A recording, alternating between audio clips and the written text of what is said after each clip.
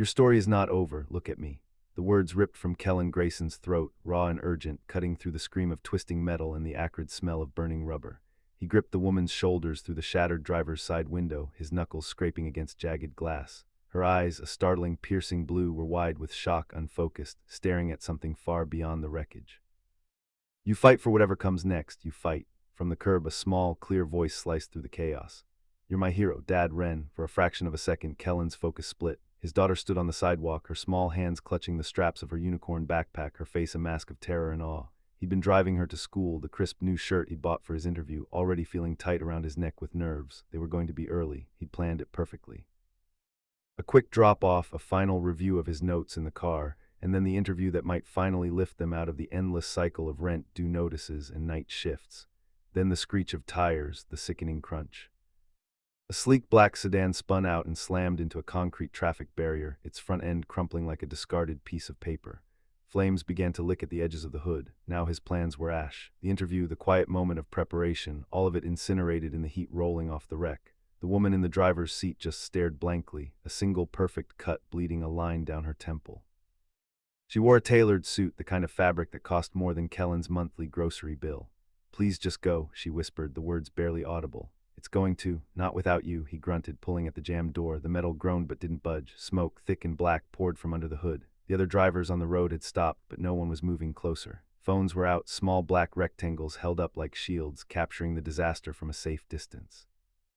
Kellen abandoned the door and reached back through the window. Unbuckle your belt. She didn't move. He leaned further in, the heat scorching his face, fumbling for the release buckle. It clicked free. Okay, now you have to help me. I'm going to pull. You push with your feet. Can you do that? His voice, steady and commanding, seemed to finally penetrate her shock. She blinked, her gaze slowly focusing on his face. She nodded, a tiny, almost imperceptible movement. Good. On three, he commanded, wrapping his arms around her torso, ignoring the sharp pain as a shard of glass dug into his forearm. 1, 2, 3. He heaved backward with everything he had. A lifetime of lifting, carrying, and fixing coiled into one desperate motion. She pushed, a weak but determined effort. For a heart-stopping moment, nothing happened. Then, with a final wrenching tear of metal and fabric, she came free. He stumbled back, pulling her with him, their bodies collapsing onto the asphalt just as a loud whoosh erupted from the car. The flames surged, engulfing the cabin in a wave of orange and black.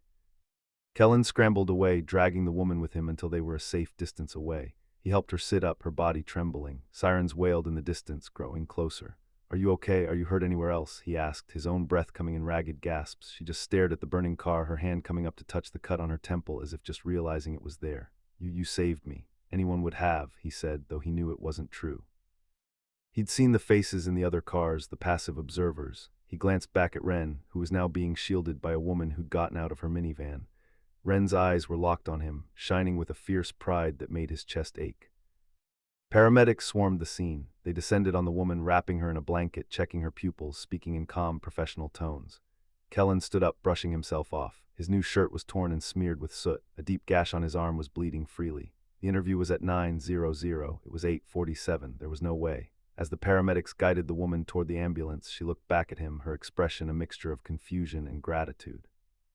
Wait, who are you? Your uniform, are you a firefighter? He looked down at his ruined clothes. No, I'm just a guy who was passing by. Before she could ask another question, they had her in the ambulance. He watched the doors close, the sirens blare, and the vehicle pull away, disappearing into the flow of traffic.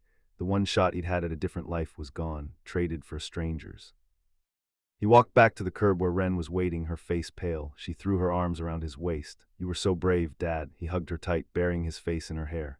You okay, kiddo? I was scared, she admitted in a small voice, but I knew you'd save her. He looked down at his torn sleeve, the blood now soaking through the fabric. He'd have to get it cleaned, stitched up.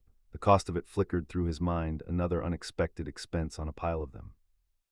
The missed interview felt like a phantom limb, an ache for something he'd almost had. Come on, he said, forcing a smile. Let's get you to school. You're going to be late. What about your job interview? She asked, looking up at him with worried eyes. He squeezed her shoulder, the lie tasting like ash in his mouth. We'll reschedule. He knew he wouldn't. Jobs like that, head of maintenance at a top-tier tech firm with benefits, with a real future, didn't come around twice. You got one shot, and his had just gone up in smoke on the side of the freeway. As they walked back to his beat-up sedan, parked a block away from the wreckage, he didn't know that the videos were already spreading, uploaded from a dozen different angles, tagged with Freeway Hero and Burning Carasque. He didn't know that in a hospital room across the city, the woman with the piercing blue eyes was asking everyone who would listen if they'd found the man who pulled her from the fire. And he certainly didn't know that her name was Thea Caldwell, and the job he had just missed was at her company. All he knew was the familiar weight of disappointment and the small, warm hand of his daughter, holding on to his as if he were the strongest man in the world. 2 days later, the name Thea Caldwell meant nothing to Kellen Grayson. It was just a name printed on the letterhead of the overdue notices that seemed to breed on his kitchen counter. He worked for Caldwell Logistics, but only in the way a barnacle works for a whale, a tiny, insignificant organism clinging to the underside of a giant. He pushed a broom through its cavernous warehouses on the night shift, and a check with its logo appeared in his bank account every other Friday. The whale never noticed the barnacle. His apartment was quiet, except for the hum of the old refrigerator and the scratching of Wren's colored pencils at the kitchen table. He sat under the single bare bulb, carefully pulling a needle and thread through the gash on his forearm. A doctor's visit was $100 he didn't have. A bottle of antiseptic and a sewing kit from the dollar store was $5. The math was simple, brutal. Does it hurt? Wren asked without looking up from her drawing. Only when I think about it, he said, tying off the last stitch with a grimace. She pushed her masterpiece across the table. It was a drawing of him rendered in bold crayon strokes. He was wearing a cape and flying through the air, pulling a stick-figure woman from a car shaped like a red scribble of fire. "This is for your new office," she said matter-of-factly. His chest tightened. "What new office, kiddo?" "The one you're going to get after you rescheduled your interview," she said, her faith as bright and absolute as the yellow crayon sun she'd drawn in the corner. He didn't have the heart to tell her that when he'd called to explain, the HR woman's voice had been cold and final. The position was filled. He was just a no-show, an unreliable candidate. An act of heroism didn't fit on a resume. He taped the drawing to the refrigerator door next to a final demand from the electric company. "It's the best one yet," he said, his voice thick. Across the city, in a penthouse office that seemed to float in the sky, Thea Caldwell watched the same act of heroism for the 10th time. The video, shaky and pixelated, played on a massive screen that took up an entire wall. "Your story is not over, look at me." The voice on the recording was distorted, but the raw power of it hit her every time. It was the only thing that had cut through the fog of the crash. She'd spent her life building an empire on the principle that emotion was a liability. You didn't feel, you calculated. You didn't hope, you executed. Then this man, this stranger with soot on his face and desperation in his eyes, had commanded her to fight. "Anything?" she asked, not taking her eyes off the screen. Her assistant, a young, perpetually nervous man named Ben, shook his head. "We've been running facial recognition against every database we can access. Nothing. The police have no record of him. It's like he's a ghost." "A ghost saved my life, Ben," she snapped, the edge in her voice making him flinch. "Find him." Her phone buzzed. A conference call. She stabbed the accept button, her face instantly hardening into a mask of corporate steel. "Parish report." Leland Parrish's voice, smooth and confident, filled the room. "Morning, Thea. The diagnostics are in. The issue with the Apex prototype is a minor software bug. The engineers are deploying a patch as we speak. We'll be ready for the demonstration next week. No need to worry." Thea leaned forward, the cut on her temple a dull throb. "A minor bug that caused the primary sorting arm to drop a 200 lb container yesterday, Leland. That's not a bug. That's a lawsuit waiting to happen. An anomaly. The system is 99% effective," he purred. "We focus on the 99. The 1% is what bankrupts companies," she said, her voice dangerously quiet. "Fix it, and I mean actually fix it, not just patch it and pray." She ended the call and swiveled her chair to face the window. The city sprawled below her, a kingdom of glass and steel she had conquered. So why did she feel like the woman in the burning car, trapped and waiting for something to give? The man's words echoed in her head. "You fight for whatever comes next." She was fighting, but for the first time she wasn't sure she was winning. That night, the Apex prototype was the only thing making noise in the echoing silence of Warehouse 3. Kellen was on his usual route, sweeping the perimeter. In the center of the floor, the massive machine sat under harsh industrial lights, a $10 million collection of conveyor belts, laser scanners, and robotic arms. It was supposed to be the future of logistics. From his vantage point, Kellen could see it was just a disaster on hold. Watched as 2 overnight engineers ran a test sequence. The machine whirred to life, arms moving with hypnotic speed. It was beautiful, complex, and deeply flawed. He saw it instantly. It wasn't the software. It was the housing on the main pivot joint of the primary sorting arm, a vibration so tiny you wouldn't notice it unless you knew what to look for. But with every movement, the vibration was getting worse, wearing down the housing, throwing the arm's calibration off by a fraction of a millimeter. Today, a dropped container. Tomorrow, a snapped arm flying across the warehouse floor. The engineers didn't see it. They were staring at their laptops, typing code, looking for ghosts in the machine. They never thought to look at the machine itself. Kellen kept sweeping. It wasn't his problem. He wasn't an engineer. He was the guy who cleaned up their coffee spills. He had his own problems, his own life to keep from falling apart. He pushed his cart past the prototype, the rhythmic thump-thump of a loose wheel on his cart, echoing the flawed heartbeat of the machine. The next morning, Thea was staring at a fresh set of failure reports when Ben burst into her office, his face flushed with excitement. "We found him," he said breathlessly. Thea shot to her feet.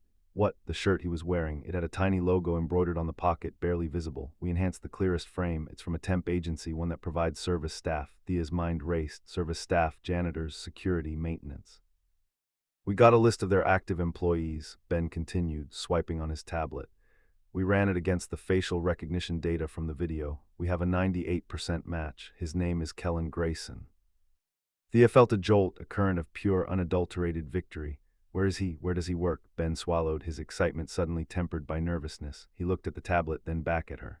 "That's the thing, Miss Caldwell," he said slowly. "According to the agency, for the last 6 months, he's been assigned to us." For a long moment, Thea Caldwell didn't speak. She just stared at the employee file displayed on the wall screen. Name: Grayson, Kellen J. Position: Janitorial Services, Night Shift. Status: Active. The man from the fire, the hero from the videos, the ghost who had occupied her every waking thought for 2 days. He worked for her. He cleaned her buildings. The sheer, impossible irony of it was staggering. It felt like a joke played by the universe at her expense. "Miss Caldwell," Ben asked, hovering by the door. "Should I do something?" Thea's gaze snapped from the screen to her assistant. Her mind, usually a whirlwind of calculations and strategies, was suddenly crystal clear, focused on a single objective. She had built her empire by acting decisively, by overwhelming problems with disproportionate force. This would be no different. "Get the helicopter ready," she said, her voice devoid of any emotion. Ben blinked. The helicopter. "Ma'am," did I stutter? She stood up, walking to the window and looking down at the city. From this height, all the streets and neighborhoods blurred into a single abstract map. Somewhere down there, in a world she never saw, was the man who had saved her life. "Find the largest, safest landing zone near this address." She pointed to the screen without looking back. "A park, a schoolyard, I don't care, and have a check drawn up for my personal account. 7 figures. 7, Ben swallowed hard. "Yes, ma'am, of course. I'm not sending him a thank you card, Ben," Thea said, more to herself than to him. "I'm changing his life." Saturday morning sunlight streamed into Kellen's small patch of front yard. The air smelled like cut grass and exhaust fumes, the normal perfume of his neighborhood.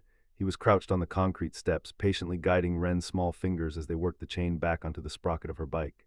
"You see," he said softly, "you just have to line up the teeth, don't force it." "It's greasy," she complained, wiping her hands on her jeans. "Everything worth fixing is a little messy," he replied, giving the pedal a final turn. The chain caught and spun smoothly. "There, good as new," she beamed at him. That 1,000-watt smile that always made the frayed edges of his world feel whole again. It was a good morning, a rare peaceful Saturday with no leaky faucets to fix, no overtime shifts to chase. For a few hours he could just be a dad. The sound started then, a low, distant chopping. Kellen didn't think anything of it at first, a news chopper maybe, but the sound grew steadily louder, deeper, until it was a physical presence, a rhythmic thumping that vibrated in his chest. Wren looked up at the sky, her eyes wide. "What's that?" Down the street, kids stopped their games. People started emerging from their houses, shielding their eyes and staring at the sky. The sound was deafening now, a roaring pulse that drowned out every other noise. Then it appeared, descending from the clear blue sky like some predatory bird, a helicopter, sleek black, with the familiar sharp-angled seal logo of Caldwell Logistics emblazoned on its side. It wasn't heading for downtown. It was heading for them. "Dad," Wren's voice was a mix of fear and wonder. Kellen pulled her close, his body instinctively shielding hers as the helicopter began its descent toward the small, patchy park at the end of their block. The rotor wash hit them like a hurricane, blasting dust and leaves in every direction, whipping his hair across his face. He held Wren tight, his heart pounding a rhythm that matched the beat of the blades. This didn't happen in his neighborhood. Machines like that belonged to the world on the other side of the freeway, the one with skylines and penthouses. The helicopter settled onto the grass with impossible grace. The roar softened to a whine. The side door slid open and she stepped out, the woman from the fire. She wasn't wearing a blood-stained suit now. She was dressed in sharp, dark trousers and a silk blouse. Her hair pulled back severely, the cut on her temple covered by a discreet bandage. She looked powerful, untouchable, like she was carved from different stone than everyone else on this street. Her piercing blue eyes scanned the small crowd of bewildered neighbors until they found him. She started walking toward him, her heels sinking slightly into the soft turf of the park. The crowd parted for her as if by an invisible force. She stopped a few feet away from his front steps. "Kellen Grayson?" she asked. Her voice was exactly as he remembered, crisp, commanding. He could only nod, his throat suddenly dry. Ren peeked out from behind his legs. "It's the lady from the burning car," she whispered loudly.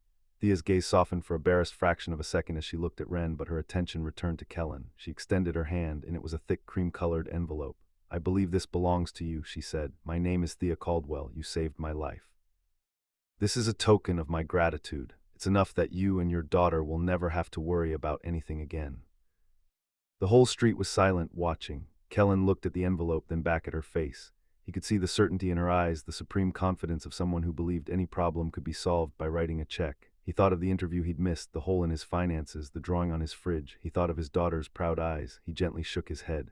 "I can't accept that, ma'am," he said, his voice quiet but firm. Thea's composure finally cracked. A flicker of disbelief crossed her face. "I'm sorry, I didn't do it for money," he explained simply. "I did it because it was the right thing to do. I'm glad you're okay. That's all the reward I need." A murmur went through the crowd of neighbors. Thea stared at him, truly speechless for the first time in her adult life. This response wasn't in any of her calculations. People didn't just turn down millions of dollars. It wasn't logical. Before she could formulate a reply, her phone buzzed with a sharp, insistent vibration. She ignored it. "Mr. Grayson," she started, trying to find her footing. "I don't think you understand." The phone buzzed again, more urgently this time. With a flash of irritation, she pulled it from her pocket and glanced at the screen. The name Leland Parrish was flashing along with a text message in all caps. "Clients are here. Demo moved up. Happening now." Her expression shifted instantly. The shocked benefactor vanished, replaced by the ruthless CEO. The crisis she had put on hold had just crashed back into her reality. She looked from her phone to Kellen, 100 questions warring in her eyes. There was no time.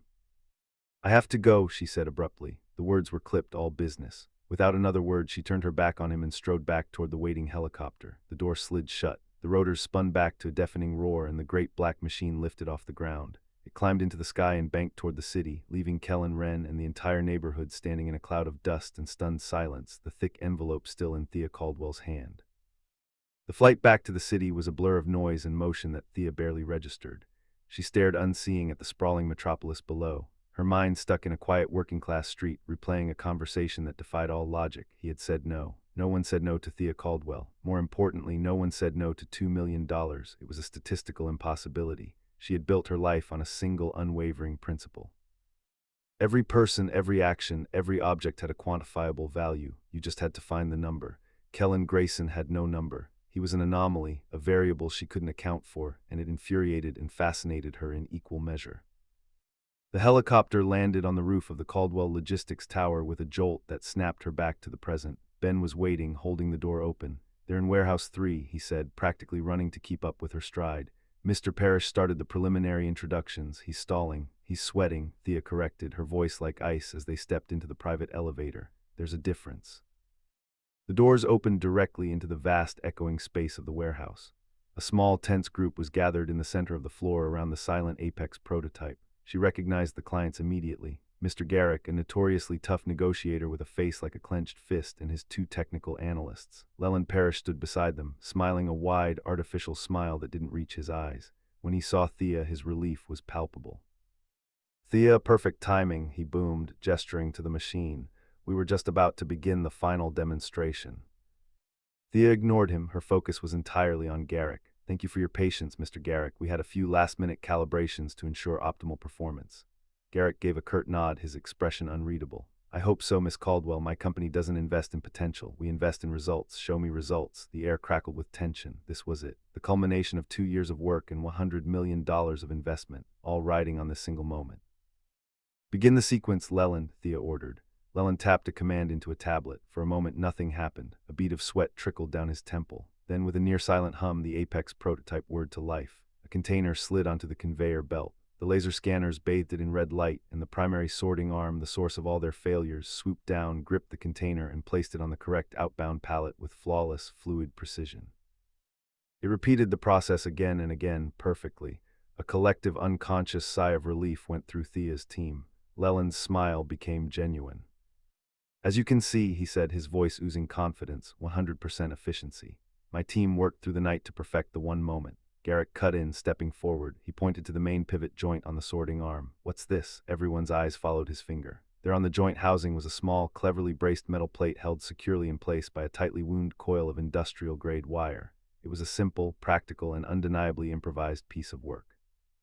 It was the only part of the multi-million-dollar machine that didn't gleam with a factory finish. Leland didn't miss a beat. "Ah, a brilliant question," he said smoothly. "That is a proprietary hardware reinforcement, a last-minute innovation by my engineering team to dramatically increase joint stability under high-stress loads, a testament to their outside-the-box thinking." Thea stared at the fix. It was elegant in its simplicity. It was also clearly not the work of her software engineers who wouldn't know which end of a wrench to hold. Her mind flashed back an hour to a man with grease on his hands patiently fixing a child's bicycle chain. A man who refused a fortune because doing the right thing was enough. A man of quiet, practical competence, an anomaly. Leland's explanation was logical, plausible, and every instinct in Thea's body screamed that it was a lie. "Ben," she said, her voice cutting through Leland's self-congratulatory speech, "pull up the security feed for this sector. Grid 7, the last 12 hours. Leland's smile faltered. "Thea, I don't think that's necessary." "Now, Ben," she repeated, her eyes locked on Leland. Ben, fumbling with his tablet, mirrored the feed to the large monitor on the warehouse wall. The room watched in silence as he fast-forwarded through the footage. He sped past the evening shift, leaving past the engineers arguing and then departing in frustration around 3:00 a.m. The warehouse was empty. Then a figure appeared on the screen, a man in a gray janitor's uniform pushing a cleaning cart. He stopped near the Apex prototype. He didn't clean. He just stood there watching it, his head tilted in concentration. It was Kellen Grayson. On the screen, Kellen walked over to the machine. He placed a hand on the pivot joint housing, closing his eyes as if listening to it. He looked around the empty warehouse, then reached into his cart and pulled out a small metal plate, a discarded piece of scrap, and a coil of wire. With the calm, efficient movements of a master craftsman, he fashioned the brace and secured it to the housing, tightening the wire with a distinctive interlocking knot. He tested the arm's movement by hand, gave a small, satisfied nod, and then picked up his broom and continued his rounds, disappearing off-screen. The warehouse was utterly silent. The only sound was the faint hum of the perfectly functioning machine. Mr. Garrick slowly turned his head from the screen to Leland Parrish, whose face had gone chalk white. He then looked at Thea, a newfound respect dawning in his eyes.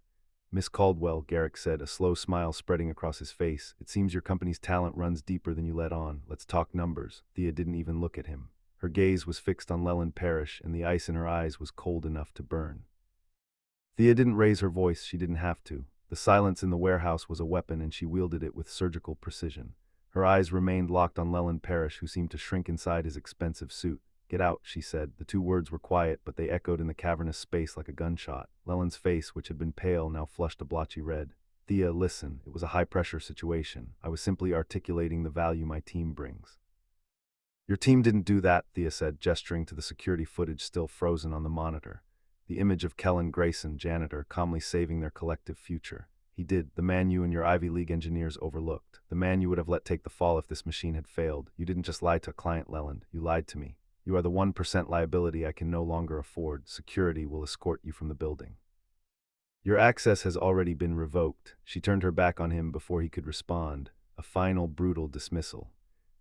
Her attention shifted to Mr. Garrick, who was watching the entire exchange with a look of shrewd appraisal. "My apologies for the internal housekeeping, Mr. Garrick," Thea said. Garrick chuckled, a dry, rasping sound. "Don't apologize, Miss Caldwell. That was the most impressive part of the demonstration. Any company can build a machine. It takes a leader to build a culture of integrity. We have a deal." He extended his hand. "Send the contract over, and when you do, give my compliments to Mr. Grayson." As they shook hands, Thea felt a sense of victory, but it was hollow. The contract was won, the traitor was vanquished, but the real issue remained. The ghost from the fire now had a name and a face, and his shadow loomed over her entire company. She turned to Ben. "Find Kellen Grayson. I need to see him now." Ben looked down at his tablet, his brow furrowed. "That's a problem, Miss Caldwell. According to his file, Saturday is his scheduled day off. He's not on company property." Of course he wasn't. He was at home or on his front stoop fixing a bicycle, living in a world where integrity wasn't a corporate buzzword but just how you lived. The thought of descending on him again in a helicopter felt obscene. That was a gesture for a nameless hero. This required something else entirely. "Get me the keys to one of the fleet cars," she said. "A standard sedan, nothing fancy." Ben's eyes widened. "You're going to drive yourself." "It seems," Thea said, a strange, unfamiliar emotion working its way through her, "that it's time I learned to find my own way." The park at the end of Kellen Street was mostly empty, the afternoon sun casting long shadows on the grass. Wren was on the swings, pumping her legs furiously, trying to touch the sky. Kellen sat on a nearby bench, watching her, a small smile on his face. The bizarre events of the morning already felt like a strange dream. The helicopter, the woman, the envelope full of money he hadn't even looked at. It was easier to believe it hadn't happened. Dad, Ren called out, slowing her swing. Is the helicopter lady going to come back? I don't think so, kiddo, he said. She's from a different world. You should visit her world, Ren said confidently. You could fix all their stuff. He chuckled, but there was a sad edge to it. He'd tried to enter that world once. He'd had a scholarship to a good engineering school, his mind buzzing with ideas and designs, but his father had gotten sick. His mother couldn't cope. And he dropped out to work and take care of his family. By the time he was free, the opportunity was gone. He was just a guy with a GED and a knack for mechanics. That world didn't have a place for him. He was so lost in the thought that he didn't notice the quiet sedan pull up to the curb or the woman who got out until she was standing in front of his bench. It was her, Thea Caldwell. This time she wasn't flanked by assistants or rotor blades. She was just a woman in a simple dress looking profoundly out of place and entirely determined. Mr. Grayson, she said. Her voice was different now, softer, less certain. Kellen stood up slowly. Miss Caldwell. Ren jumped off the swing and ran over, hiding behind Kellen's legs, but peeking around with curiosity. Thea knelt down slightly to meet Ren's gaze. Hello, Ren, your father is a remarkable man. She looked back up at Kellen. I came here to apologize, he frowned. For what? You don't owe me anything. I apologize for not seeing you, she said, and the sincerity in her voice was unmistakable.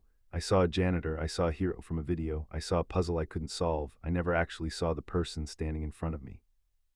She took a breath and explained everything that had happened at the warehouse after she'd left. The demonstration, Leland's lie, the security footage. You didn't just save my life, Kellen, she finished using his first name for the first time.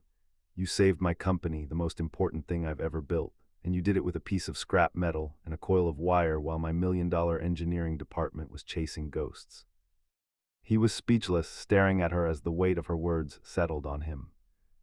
This morning I offered you a reward, she continued. I was wrong. You can't put a price on what you did, but I can offer you a position, a real one. I want you to work for me, not as a janitor. I want you on my research and development team.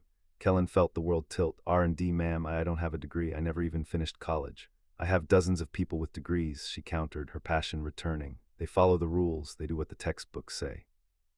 I need someone who sees the things they don't. I need someone who understands how things actually work. I need the man who fixed the apex. He shook his head, the old insecurities rising up like a wall. I'm not qualified. Dad, yes you are, Ren piped up, tired of being silent. She tugged a worn, spiral-bound notebook from her backpack and thrust it at Thea. Look, Thea took the notebook, her brow furrowed in confusion. She opened it. The pages were filled with intricate, detailed drawings, not crayon sketches of heroes, but technical designs. A more efficient gear system for a bicycle. A design for a self-watering planter made from recycled bottles. A complex schematic for a small wind-powered generator. Each drawing was annotated with precise handwritten notes. They were brilliant. Thea looked up from the notebook, her eyes wide with astonishment, first at Kellen, then at Ren. He has a whole box of these at home, Ren said proudly. He's not a janitor, he's an inventor. Thea looked at Kellen, holding the notebook as if it were sacred text. The offer hung in the air between them, no longer just a job, but a question. It was a question about who he was and who he was willing to become. The world that had shut its doors on him long ago was now holding one wide open, asking him to step inside. All he had to do was find the courage to walk through it. For a long time, Kellen just stood there, caught between his daughter's fierce, unwavering belief and the impossible reality of Thea Caldwell holding his secret life in her hands.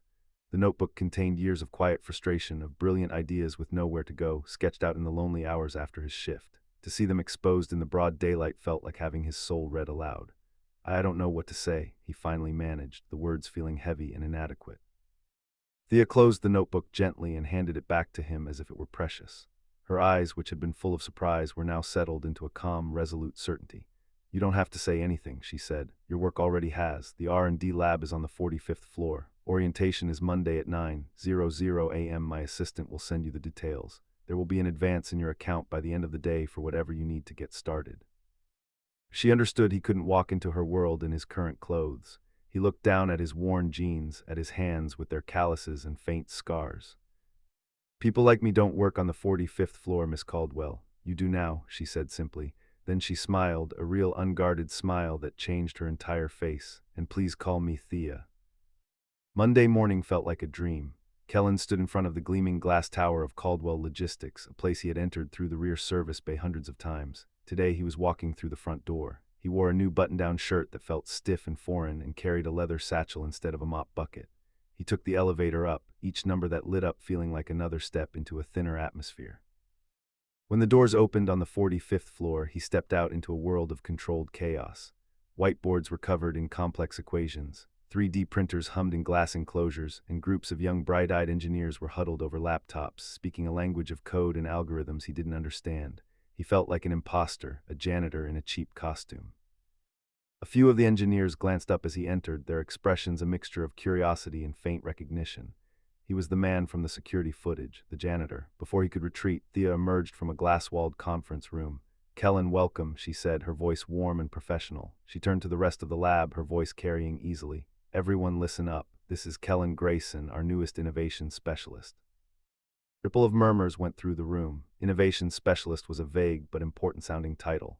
"Kellen has a unique hands-on perspective that our team has been sorely lacking," Thea continued, her eyes briefly flicking toward the corner where the engineers who'd worked on the Apex were gathered. "He sees the machine, not just the code behind it. I expect you all to extend him every courtesy and resource."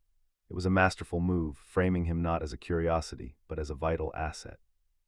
She was giving him armor. She led him to an empty workstation near a large window overlooking the city.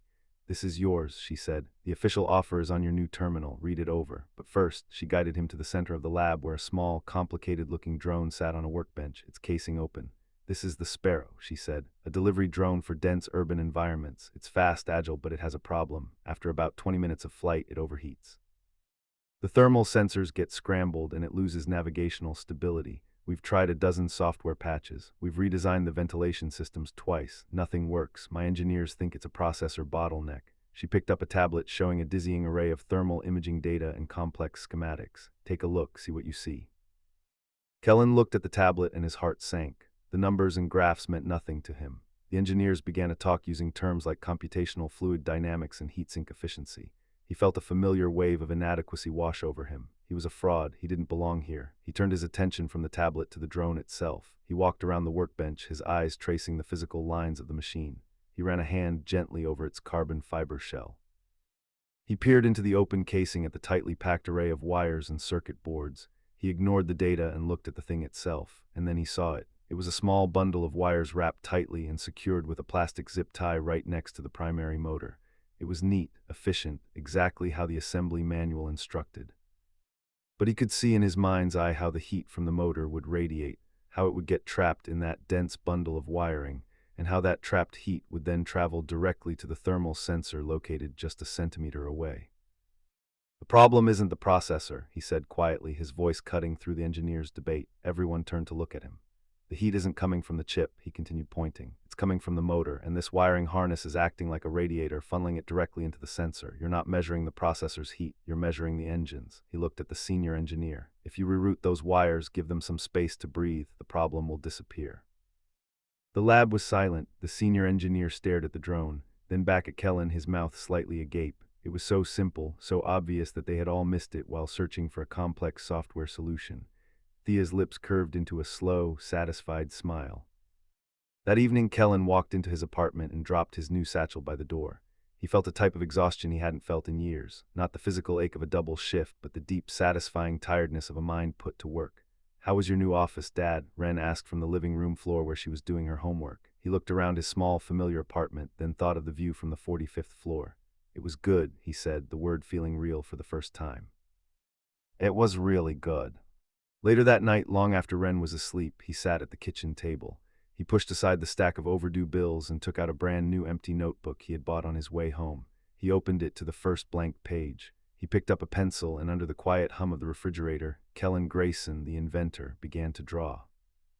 Weeks that followed were a quiet revolution. The Sparrow drone, its wires rerouted as Kellen had suggested, flew flawlessly. The overheating problem vanished. The engineering team, after a period of collective stunned silence, began to treat him differently. The initial skepticism was replaced by a grudging respect which slowly blossomed into genuine curiosity. They learned that Kellen had a name for the phenomenon he'd spotted. He called it thermal channeling. It wasn't a term from any textbook. It was his own. He started attending project meetings, initially just listening from the back of the room. But when a discussion about a new automated lift system got bogged down in arguments over hydraulic pressure versus magnetic levitation, Kellen would quietly sketch something on a notepad, slide it across the table, and ask, "Have you thought about a counterweight system using the building's own gravitational energy?" He didn't just solve problems, he reframed them. Thea watched it all from a distance. She saw the way the other engineers would now pause before finalizing a design, glancing toward Kellen's workstation to see if he would nod or frown. He never gloated. He never once said, "I told you so." He just shared his insights with a quiet humility that was more powerful than any boast. Their own interactions changed, too. They were no longer the CEO and the janitor or the benefactor in the project. They were colleagues. He would bring his notebooks to her office and they would sit for hours, not as boss and employee, but as two inventors geeking out over a shared passion. She would talk about market scalability and patent law. He would talk about gear ratios and stress tolerances. She was teaching him her world, and he was reminding her of the nuts and bolts that held it together. One afternoon, as they were wrapping up a meeting, she hesitated at the door. "My company is hosting its annual family day at the Botanical Gardens this Saturday," she said, the words sounding slightly formal as if she were testing their weight. "It's for all employees and their children. I know it's short notice, but I was hoping you and Ren would come." Kellen was surprised. He'd seen the flyers for the event, a lavish affair with catered food, pony rides, and live music. It was a day for the corporate elite to relax with their families. "Oh, I don't know," he started. "That seems more for the executive level." "You're on my executive R&D team now, Kellen," she countered gently. "Besides, I've heard a certain 10-year-old is an expert on botanical illustration. I might need a consultant." Her smile was genuine and it disarmed him completely. "Okay," he said, a slow grin spreading across his face. "We'll be there." The Botanical Gardens on Saturday were a sea of polo shirts and sundresses. The air was filled with the sounds of polite laughter and the clinking of glasses. Kellen felt the familiar sense of being an imposter creep back in as he saw the other families. The men in their expensive casual wear, the women with their perfectly styled hair, their children in matching outfits. He and Ren in their simple jeans and t-shirts felt like they had wandered into the wrong party. While Ren whispered, her eyes wide as she took in the massive, bouncy castle shaped like a dragon. "This is fancier than the state fair." Before Kellen could feel too out of place, Thea appeared at their side. She had traded her power suit for a simple linen dress and her hair was down, falling softly around her shoulders. She looked relaxed, younger. "I'm so glad you came," she said, her eyes lighting up when she saw Ren. "Ren, I have a very important mission for you. The pastry chef has created a new dessert, but he needs a professional opinion. Are you up for the task?" Ren gasped. "A professional, the highest," Thea said with a mock-serious expression. Ren saluted and darted off toward the dessert table, leaving Kellen and Thea standing together. "Thank you for that," he said. She was feeling a little intimidated. "So was I," Thea admitted quietly, surprising him. "I'm not good at this, the small talk, the pretending to be relaxed." She looked around at the crowd. "I feel more at home in a boardroom." It was the most vulnerable thing he had ever heard her say. "Well," he said softly, "for what it's worth, I think you're doing great." They spent the next hour walking through the gardens, Ren occasionally running back to them to deliver solemn reports on the quality of the miniature cheesecakes. They were talking near the rose garden when a man from the marketing department approached with his wife.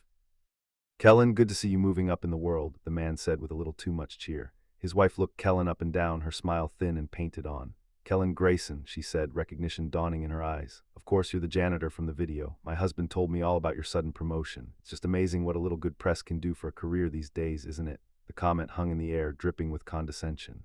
Kellen felt his face flush. The familiar shame, the feeling of being judged by his past, tightened in his chest. He didn't have to say a word. Thea stepped forward slightly, her relaxed demeanor vanishing, replaced by a cool, quiet authority. "You're mistaken, Cynthia," Thea said, her voice pleasant but edged with steel. "The press didn't get Kellen his job, his talent did. The Sparrow drone your husband's department is about to build a multi-million-dollar campaign around. It flies because of Kellen. His results are the reason your husband is getting his quarterly bonus." She smiled, the same thin, painted-on smile the woman had given Kellen. "It's just amazing what actual competence can do for a company, isn't it?" The woman's face went pale, then red. She stammered an apology and quickly dragged her husband away. Kellen looked at Thea, his throat tight with emotion. She had defended him, not as a boss defending an employee, but as a friend. "You didn't have to do that," he said. "Yes," she replied, her eyes meeting his. "I did." They stood in silence for a moment, the sound of the party fading into the background. The line between the 45th floor and the front stoop in his neighborhood had just dissolved completely. Later, as the sun began to set, casting a golden glow over the gardens, they found Ren sitting on a bench with her sketchbook, deeply focused. Thea sat down beside her. "What are you drawing?" she asked softly. Ren showed her the page. It was a sketch of the rose garden, but in the middle of it she had drawn two figures standing side by side talking, her dad and Thea. "My dad says some things are messy before they get fixed," Ren said, not looking up from her drawing. "I think you were messy." Thea blinked, taken aback. "Was I?" Ren finally looked up, her gaze direct and profoundly serious.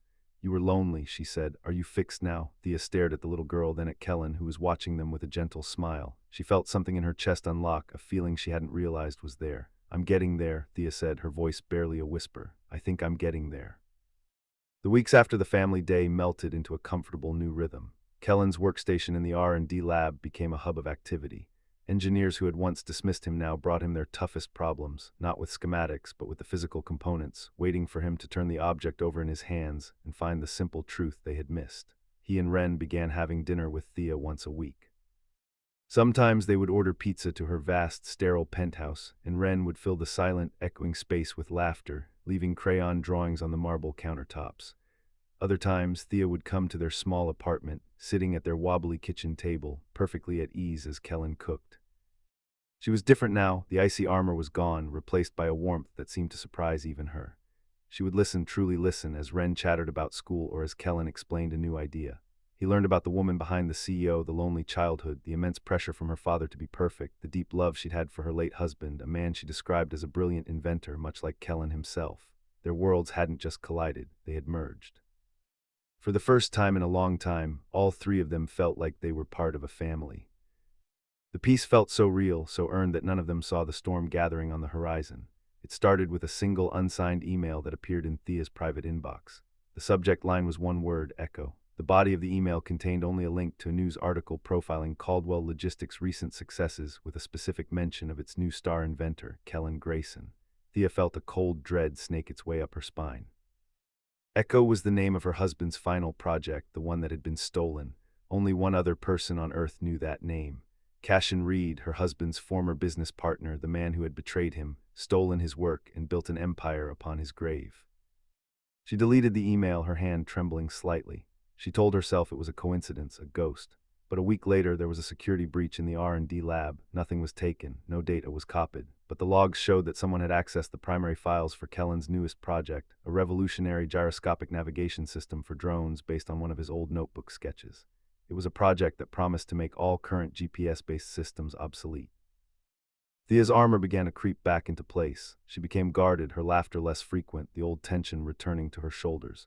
Kellen noticed it immediately. The easy camaraderie in their meetings was replaced by a strained formality. She would look at him with a worry in her eyes that he didn't understand. Is everything okay? He asked her one afternoon after she'd shot down one of his ideas with uncharacteristic sharpness. Everything is fine, she'd replied, her voice clipped. Just some market pressures, nothing to concern yourself with. He knew she was lying. The threat escalated a few days later. Kellen came home from work to find his apartment door slightly ajar. His heart leaped into his throat as he burst inside, calling Ren's name. She was fine, safe at her after-school program. He checked the apartment. The TV was still there, the laptops, the cash he kept in a coffee jar. Nothing of value had been taken. He was about to call the police when he noticed it. The new notebook, the one he'd been filling with his work for Caldwell Logistics, was gone from the kitchen table. In its place was a single perfect black feather. It was Cashin Reed's calling card, a symbol he used in his own company's branding. It was a message. That night, Kellen drove to Thea's penthouse. He bypassed the front desk and took the private elevator, his mind racing. When she opened the door, she saw the look on his face and the black feather in his hand, and her carefully constructed walls crumbled. He knows, Kellen said, his voice low and dangerous. Who is he, Thea, and what does he want with me? Let him inside, her face pale. She finally told him everything, about her late husband Liam, another gentle genius, about his partner Cashin Reed, a man with limitless ambition and no conscience. She told him how Cashin had forced Liam out of their company, stealing the patent for his Echo project, a revolutionary engine design. 6 months later, Liam was dead from what the police ruled a heart attack, and Cashin's company, built on that stolen engine, had become a global powerhouse. I've been fighting him for years, she said, her voice choked with grief and rage. In the courts, in the press, but he's always a step ahead. He's untouchable. She looked at the feather in Kellen's hand. Now he's heard about you. He must see your work, your talent, as a threat to the lie he's built his life on. He thinks you're the new Liam. Kellen stared at her, the pieces finally clicking into place. Thea's guardedness, the security breach, the stolen notebook. It wasn't just a job anymore. He and Ren had stumbled into the middle of a war they didn't know existed. Thea's past hadn't just caught up with her. It had reached out and wrapped its hands around his future. It's not just trying to steal your ideas, Kellen, Thea whispered, tears finally tracing paths down her cheeks. He's trying to erase you to get to me. Kellen looked from her terrified, tear-streaked face to the feather in his hand. He thought of his daughter sleeping safely in her bed, blissfully unaware of the predator that was now circling their lives. The fear he felt was cold and sharp, but beneath it something else was kindling, a resolve, a fire she had ignited in him on the side of a burning freeway. "You fight for whatever comes next." He closed his hand, crushing the feather in his fist. "No," he said, his voice steady and clear. "He's not going to get to either of us." The safe, quiet world Kellen had built for Ren shattered that night. The black feather wasn't just a threat. It was an infection spreading fear through the small, happy spaces of their life. For 2 days they operated in a state of high alert. Kellen would walk Ren to the school bus and watch until it turned the corner. Thea hired a discreet security detail to shadow them. Plain cars driven by men with watchful eyes. The ease between them was gone, replaced by the grim solidarity of soldiers in a trench. They were in Thea's office, the city lights glittering below like a silent, indifferent galaxy. The stolen notebook was the central topic. "He's gauging the threat," Kellen said, pacing the length of the vast room. "He didn't steal it to copy the designs. He stole it to see what I was capable of, how fast I was moving." "So he knows about the gyroscopic navigator," Thea said, her voice tight. "He knows it would make his company's entire drone fleet obsolete." "Exactly. And a man like that won't compete in the marketplace," Kellen reasoned, his mind usually focused on mechanics, now working through the mechanics of a predator. "He'll burn the marketplace down. He's going to try to destroy the project before it ever sees the light of day." A plan began to form in his eyes, a flicker of the same intuition that saw the flaws in machines. "So we let him." Thea looked up, her brow furrowed. "Let him. We give him a target," Kellen said, his voice gaining strength. "A big, public, irresistible target. We announce the official unveiling of the GN1 system. We book a major venue, send out press releases, invite the entire industry. We make it look like we're rushing to market, that we're confident, maybe even a little arrogant." Thea's eyes widened as she understood. "You're baiting a trap. A man that arrogant can't resist a public execution," Kellen finished. "He won't just want to stop us, he'll want to humiliate us. He'll send someone to sabotage the event, and when he does, we'll be waiting for him."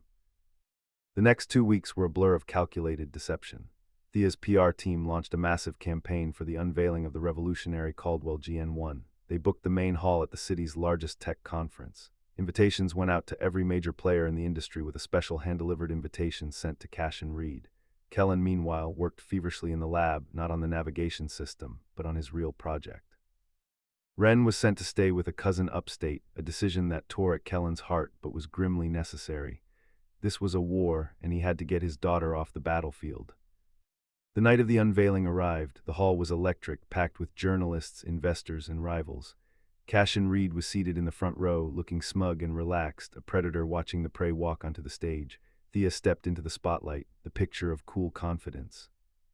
"For decades, drone navigation has been dependent on external signals," she began, her voice resonating through the hall. "It has been limited by weather, by urban canyons, by the simple fact that it must always look outside itself for direction. Tonight, that changes."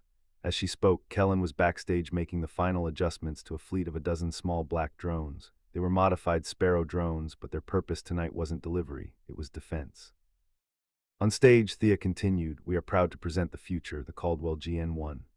On cue, a single large drone was supposed to rise from a platform on the stage. Instead, the lights in the entire hall flickered violently and then died, plunging the room into absolute darkness. A collective gasp went through the audience, followed by nervous murmurs. Cash and Reed smiled in the dark, but the darkness lasted only a second.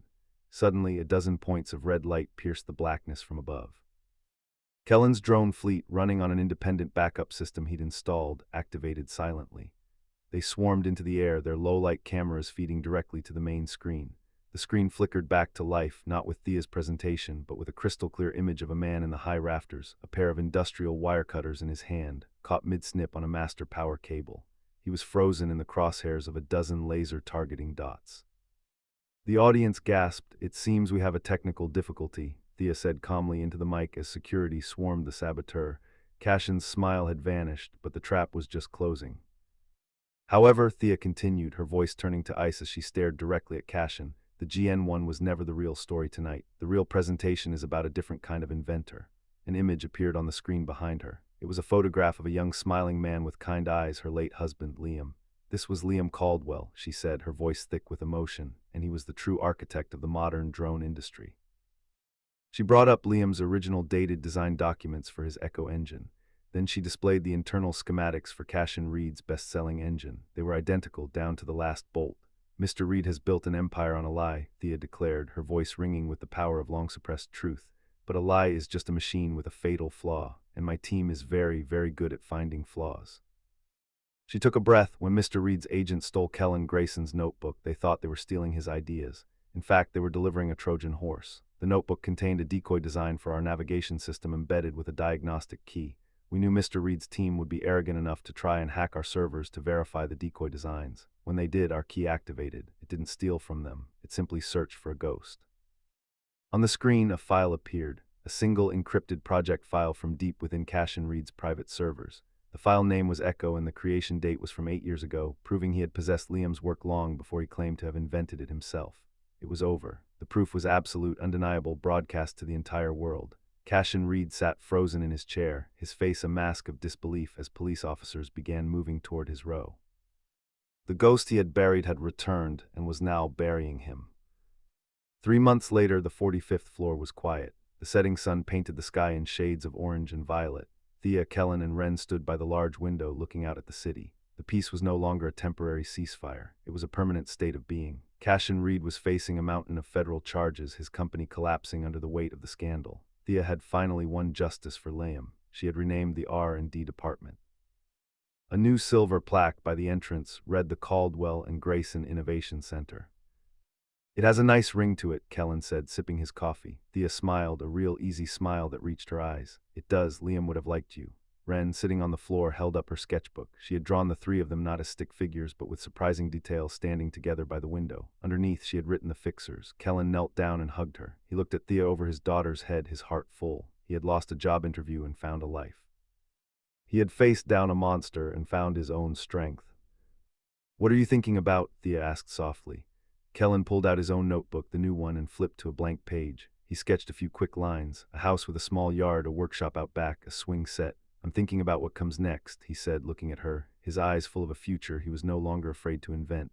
And together they watched the city lights blink on one by one like a galaxy of brand new stars. Okay, let's all just take a breath after that one. It's amazing how a story can completely change the feeling in a room, isn't it? It has a weight and a life of its own. Here's a thought. If this story made you think of someone, what's one single word you would use to describe its core message to them? I'd love to see the words that show up in the comments. You know, every like and subscribe acts like a ripple. It starts with you and it spreads outward, carrying the feeling of this story to people we'll never even meet. You become part of that ripple. Thank you for being the one to start the wave, for listening, and for being here. Now go out there and make some good ripples of your own.